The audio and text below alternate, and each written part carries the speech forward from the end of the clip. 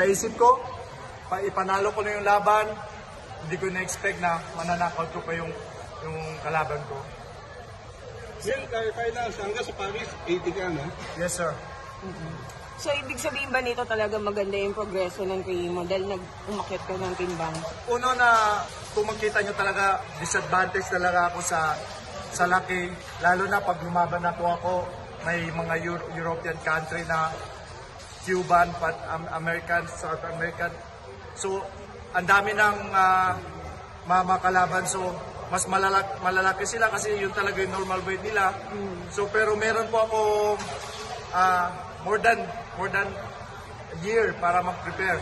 So, sana po sa lahat po ng mga Pilipino, sa atin Philippine sports, sa mga sumusuporta sa sports, lalo-lalo na sa boxing, ngayon ko po kailangan yung suporta nyo.